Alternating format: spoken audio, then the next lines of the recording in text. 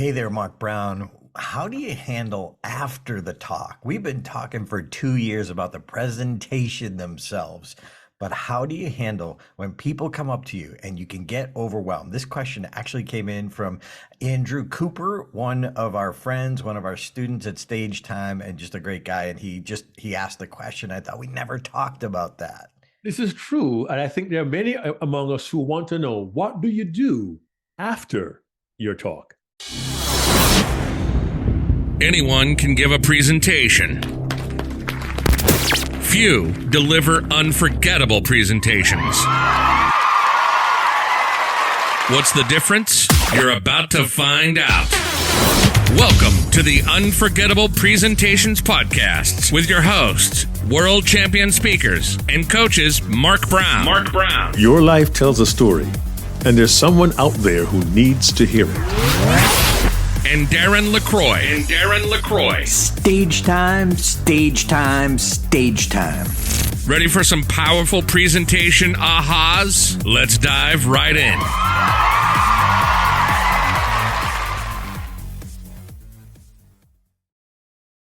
So, Mark, we never have talked about this. If you rock your presentation now, you're the rock star in the room, which can be awesome and sometimes can be overwhelming. And I want to read the actual question Andrew sent in to us because he had a lot of successes at this presentations. He's been studying us for a couple of years. He's been working with us. He's been doing the work. Make no mistake, doing the work is critical for these big moments. And he speaks in the energy industry, so it's a very niche area. He said some successes, getting my hotel and flights paid for. Very good, good start. Always a good thing. Always a good thing, yeah. He said the conference chair actually read the intro he prepared. I said, this is, for those of you who are new to this world, these are rare items. So cool. Actually remembered to get testimonials from the conference organizer. One important critical idea is after your talk, if the event coordinator is loving you, please, please, please make sure you take the time to go over and capture it. Capture what they said in the energy with the murmur in the background.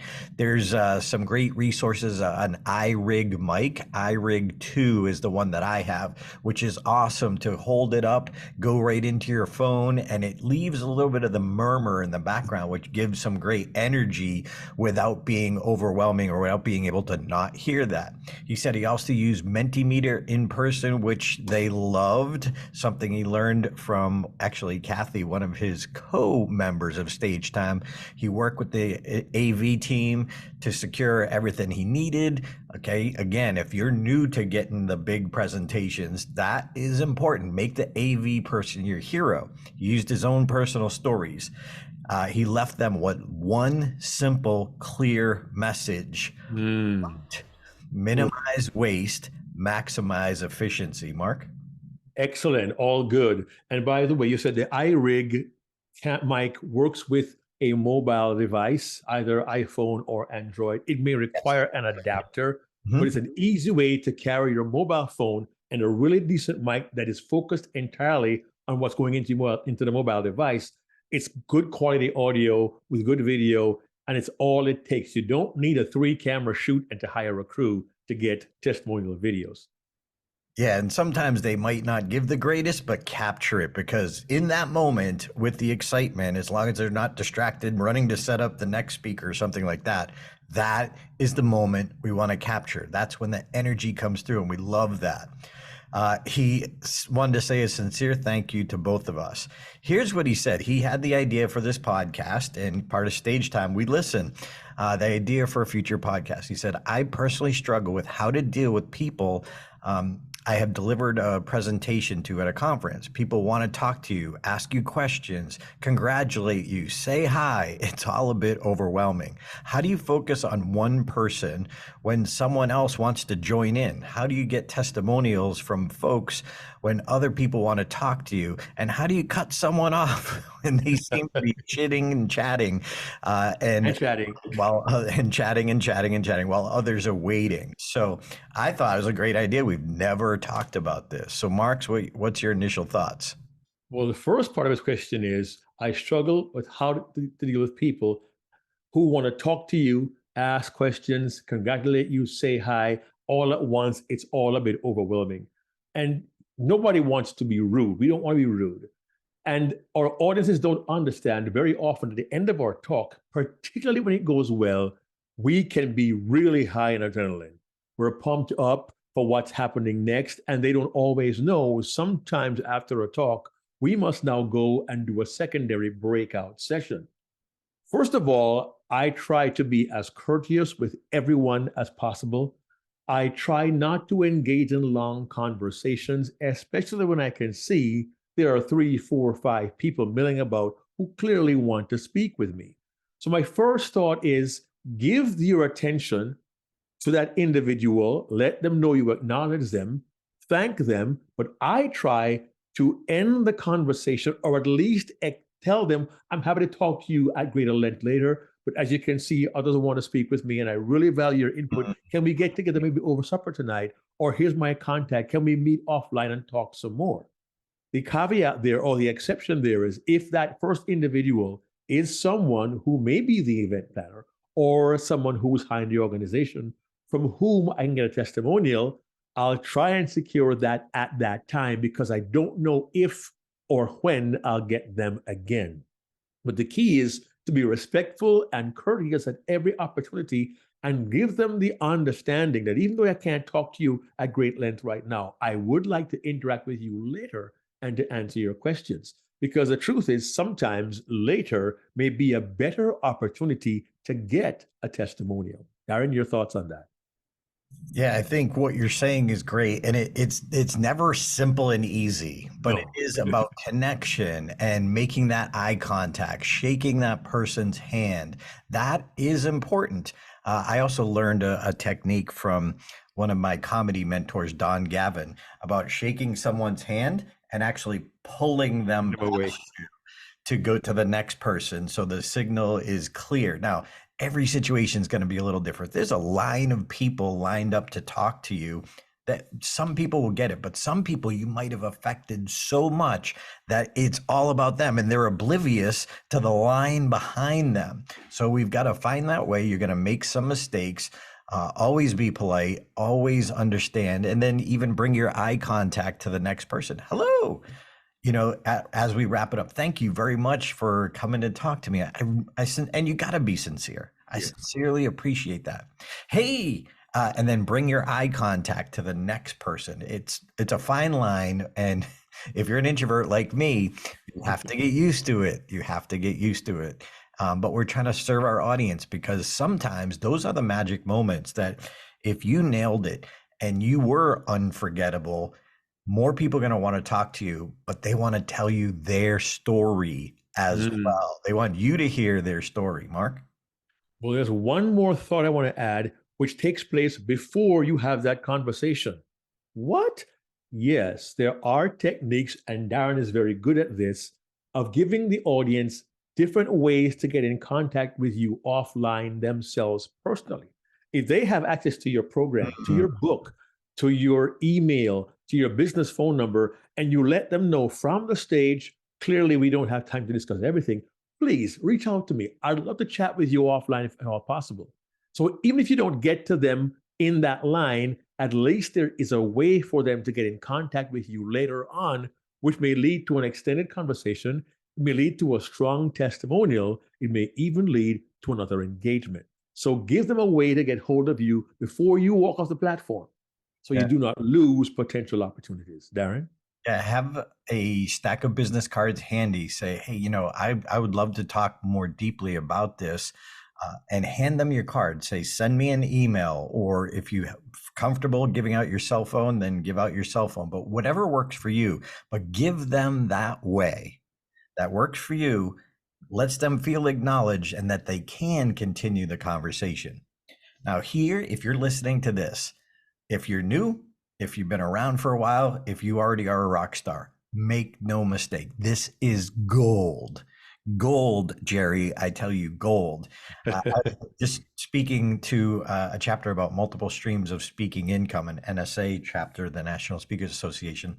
And when I taught this class, it was a reminder to me because I had it on one of my slides, the golden secret if you record yourself, which we say you should, even an audio MP3 recorder that you just happen to capture everything. And I recommend it even if they're going to videotape you, because sometimes they might videotape you. They might promise you the recording and then you have to chase it. And sometimes you never get it. So it's always good to have that, let's say that captured experience. Because if anyone comes back to you after and says, you said this, no, now you can document, this is what I said. This is a recording of the presentation. But here's the gold. Leave the recorder going after your talk. After. Let it capture those comments from people so you know what is gold. You know what they're talking about. You know what landed. And we're looking for those commonalities. Sometimes we are caught up in that adrenaline and the joy and the love that people are giving us that we don't necessarily hear anything because we're sitting back and enjoying the moment, trying to help people, but we're not hearing those tiny little seeds of what was awesome in your presentation. So now, later on, outside of the energy of the room, we can go back and listen. And we listen for commonalities. By the way, here's a real critical question. What specifically helped you? What specifically helped you? Because people are going to come up and say, that was great. Well, that's nice for the ego, but that doesn't give you specifics. What idea, what foundational phrase, what story? When I was working on my championship speech, I kept hearing over and over again about the story of telling my mom and dad I wanted to be a comedian. So the commonality was there that 80% of the people were mentioning that. That stays.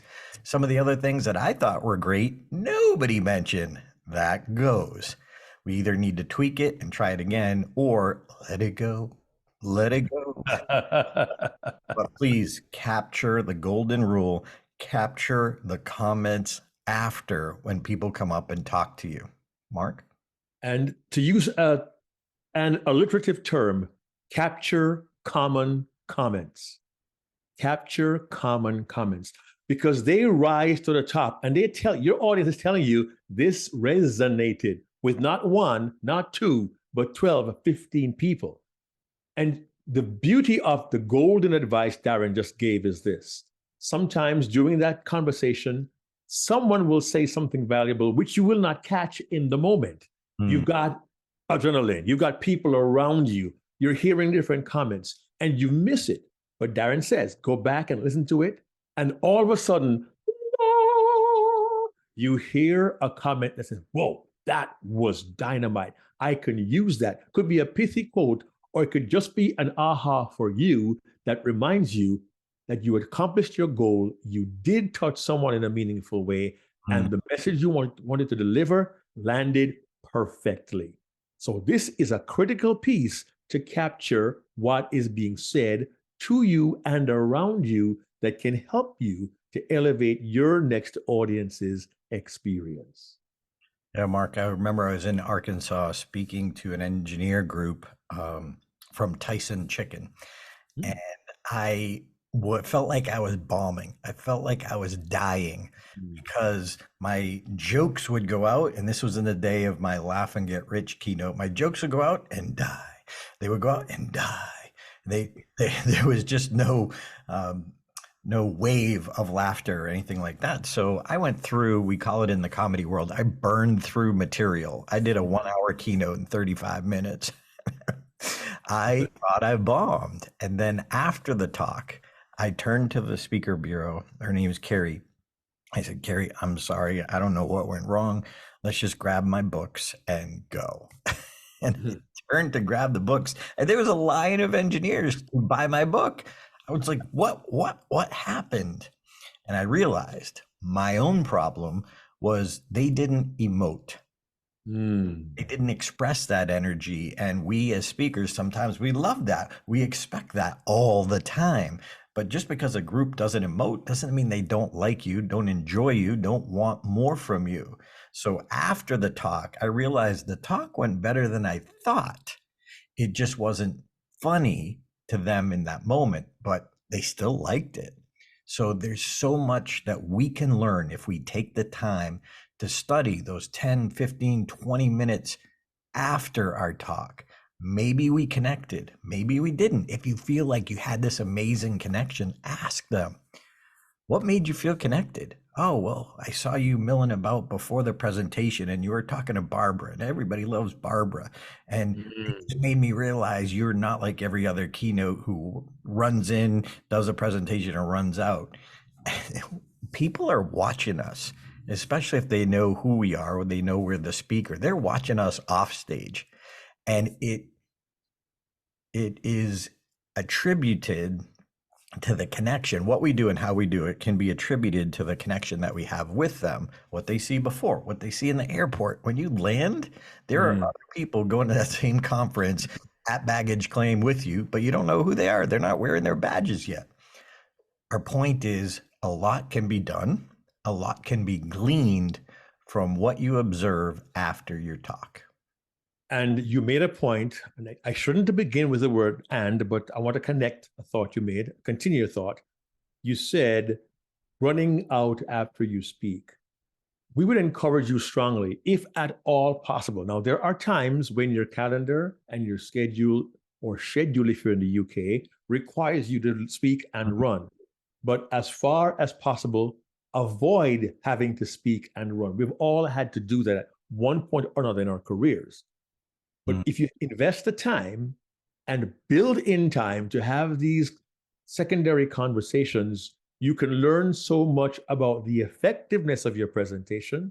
You may find a point or two that you made resonated with that particular audience in a way it never has before, and you can find more value in your own presentation. So be accessible after your talk as far as is possible. Some years ago, Darren and I were at the National Speakers Association National Convention, and we gave a presentation, a 90-minute deep dive program, and after which we, of course, hung around in the room. There was time added on, and we found ourselves getting a testimonial unsolicited from a speaking legend, Harvey Mackay.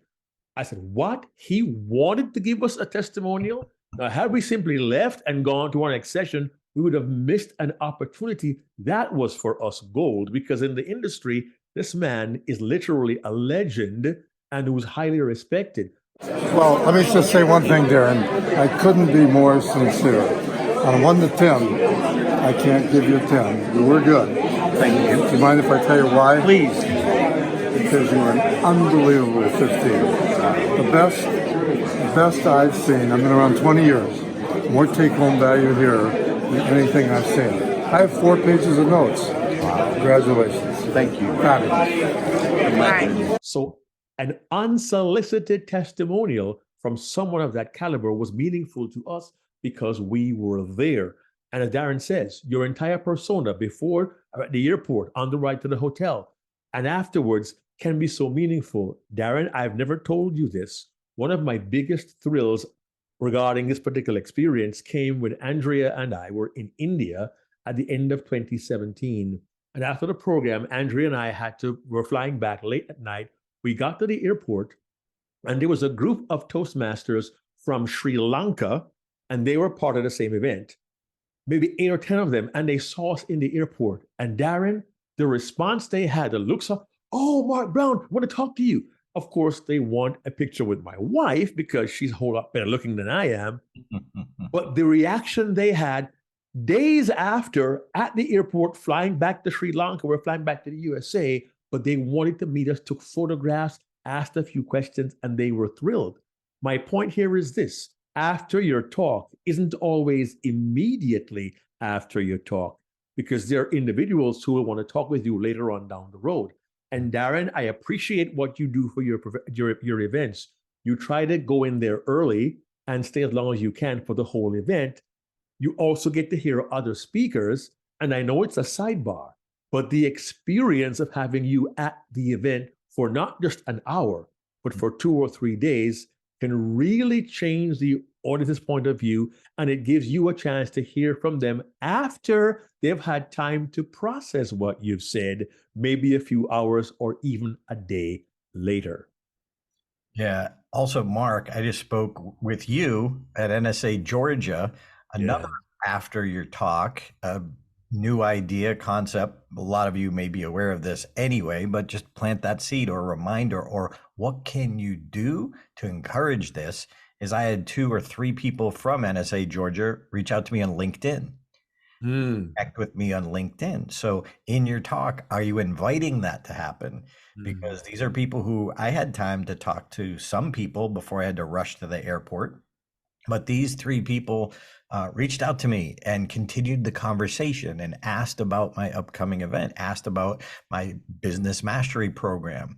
So it was another after the talk, but we've got to encourage it and give people that way, that channel, in order to connect with us. And Mark, one of the other questions that Andrew asked in his initial question, thank you again, Andrew, for suggesting this podcast, was how do you get testimonials if there's a lot of people? So at a bigger convention, we create a percentage of people who want to talk to us, better or worse, better connection or less, but it's a percentage of them who want to talk. So if you're at a 100-person event versus a 1,000-person event, et cetera, there's people who are going to want to talk to you. Well, how do you get testimonials if there's that many people? So here's what we recommend. Bring someone with you or deputize a friend at the event to help you capture. That way, if somebody walks up to me, and Mark, we do this at Game Changers, our event. Yes. Somebody comes up to me and says, that was great. That was awesome. I loved what you said about every minute matters. And in my 17 minutes keynote. And so they say that. That would be an awesome testimonial, but I didn't have my camera up. So I asked them, hey, Stephanie is Stephanie, some testimonials for us. Would you be willing to say that again to Stephanie? And if they're really energetic and enthusiastic, they're happy to, because you just gave them an aha moment. But now Stephanie, or the person you deputized, handles your overflow. But now you're channeling them, so you capture more. You still may not get all of them, but you're going to capture more, and they'll be better than if it's just you there by yourself. Mark? Not only that, it's better than if it's you by yourself trying to hurriedly get through a testimonial while somebody else is waiting to talk to you, because sometimes a testimonial might take 2 or 3 takes. I speak from experience, but trust us, having someone deputized really transforms the experience. And sometimes it's kind of funny. Sometimes, I can't say all the time, sometimes the next person who talks to you sees someone being interviewed and they think, hey, I could do that. I don't mind being on camera. I don't mind having my face or testimonial on his website. I'll do it. Before they even finish talking to you, they've already decided, I want to do this as well because it was so meaningful to me.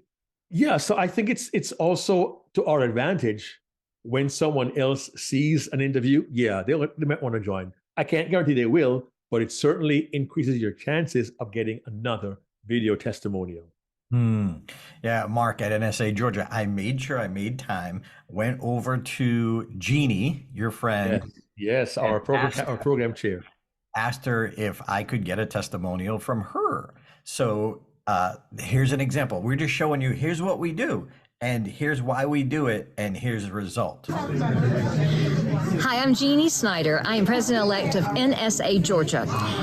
And if you have not had Darren LaCroix at your chapter event, you're missing it. I'm just simply telling you you're missing it. We just finished, and he did an entire day of us. Not just a keynote, not just coaching. He did the whole thing. But let me tell you where it started. When we first called him, I will say, to the person, he got us the stuff the earliest. He's chomping at the bit to make sure he's adding value and bringing not just the content, but the energy to our chapter, to NSA Georgia. So I wholeheartedly invite you to call on Darren LaCroix for your chapter events. I'll get him. Just call me and I'll get him. But I want you to have him not only for his experience. Did I mention he's the 2001 World Champion Speaker? Okay. He's in NSA, he's one of us. But his generosity and his willingness to give in abundance, which of course are our values, is so evident. He rocked it today, not only with his keynote, but also giving truth, giving really great feedback to our Speaker Academy speakers that spoke today. It's priceless.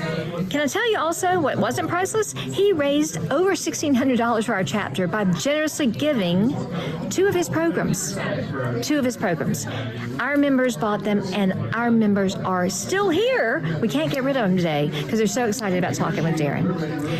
Darren LaCroix, call me. I'll get him for you. He needs to come to your chapter. So engaging, you won't regret. There you go, Mark. And I was there for that. I got you there, man. Come on, dude. yeah. Yeah, I am really honored to be part of the program committee at NSA Georgia, and I recommended Darren LaCroix because I know what he has to offer. But what's also cool is this. Maybe you didn't catch this, but I was thrilled by the background, the conversations. People, we were done. People were still there. They were still engaged. They were still talking. And the background then told me people were still actively responding to what they had seen and heard that day. And I thought that was kind of cool.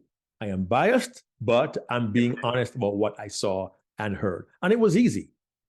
And I will tell you, I did not use the iRig microphone for that. I was in the moment. I was just trying to make it happen. I have the iRig. It was in my computer bag, but I had a moment. I forgot I did it. But either way, I captured it. So I'm getting back to that habit, that pre-COVID habit of doing that. Discovered on my way home, I have the iRig microphone. But see, you said you had the opportunity and you just did it. So yes, having the iRig is more perfect. But if you can get that testimonial right there on your mobile phone, then just do it. Just do it. Don't wait. It could be the one testimonial that shifts your business. What I loved about that was it was for an NSA chapter, and that spoke from a chapter leader to other chapter leaders of NSA to bring me or you in, because they talked about, hey, he got me his stuff right away. Okay. That's important because volunteer organization, they don't have time to keep chasing you. He raised money for us. Oh my gosh. That's one thing they need and want. So event planners want to know the concern of other event planners. So your event planner testimonial is different from your participant testimonial. And then later on, you can edit them together so it jumps and it jives. But I have in my YouTube channel, I have specific event planner testimonials as well as attendee testimonials. It's different. It's a different perspective. They want to see and hear different things. And so I just thought, spur of the moment, that just happened. Mark? Yeah, that's, again, do not discount the value of responding in the spur of the moment. We may not get a perfect testimonial, but if we get a valuable testimonial, that's what matters. Maybe the camera isn't perfectly centered. Maybe the lighting is not optimal, but it's a testimonial. It's honest. It's in the moment. It's raw. And that's what resonates as well. I just want to bring up, look, if you love what you do, if you like our podcast, please, please, please tell other people. We listen. You know, this was a question that came up from Andrew Cooper, who's over in the UK, has a very specific niche market that he speaks to. We love helping people. So number one, check out Stage Time University. We'd love to help you, give you feedback on your presentation. But if you're listening to this right now, today, depending on when you're listening to this, we have an event coming up the end of March, 24th and 25th, called Game Changers.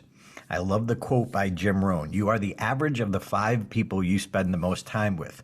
Mark, they were thrilled to have 2 of us, 2 world champions, at a chapter. 2 perspectives. Well, at this event, if you realize the value of a higher level of perspective, we're going to have 7 world-class coaches, performers, agents, 7 in one room for 2 days, an event we do every year called Game Changers. Used to be called Lady and the Champs. But we do have a guest again this year, Patricia Fripp. So check out stagetimelive.com, stagetimelive.com. Join us because you're listening to this podcast. Use the code EVENT25 and you will get a 25% discount. And the sooner you sign up, you get the early bird special too. So, look, it's our podcast. We love this. It's a labor of love. And so, yes, we're promoting our own event because this is what we do and this is what we love. And no one's paying us for this podcast. We don't have any advertisers. We do this because we love what we do and it's a service. And we're hoping and we invite you to join us for this event. Mark? Yeah. And please remember, as a presenter, if you do your job well, if you truly are unforgettable, there will be individuals who will come up to you after your talk. They will want to glean more from you. They'll want to learn more from you, and they'll want to connect with you. One last thought for you. After your talk, don't be shy about connecting on social media if that's strong for you. Darren uses LinkedIn. Some people are big on Instagram, some use Twitter. But if you want to engage and really want to serve people after your talk, give them other opportunities to learn from you, to connect with you, and then they will help share you and your expertise with people over whom they have influence, their organizations, societies, and other groups to which they belong. Trust us, when you deliver unforgettable presentations and know how to deal with people after your talk, the extent of your reach will be far beyond what you expect. That's right. And you'll get more opportunities to be unforgettable. Join us next week. Join us at stagetimelive.com for Game Changers. So join us for Game Changers coming up 2023 March. If you're listening to this after March, then we'll be there next March. But you'll get to enjoy Ed Tate, Patricia Fripp, Ford Sakes, Mark Brown, Mike Davis, Stephanie McHugh, Mark Brown. Did I mention Jennifer's going to be there too? Will she be there too, Jennifer? Jennifer Lear, who is a speaker agent. What's happening now? How is the industry post-COVID? How can you do things differently so you can get on stage and you can be unforgettable? See you next week. Hey there, this is Darren LaCroix. Thanks for checking out this podcast episode on YouTube. If you want all of them, not every one is on YouTube, check out your favorite podcast platform so you don't miss an episode.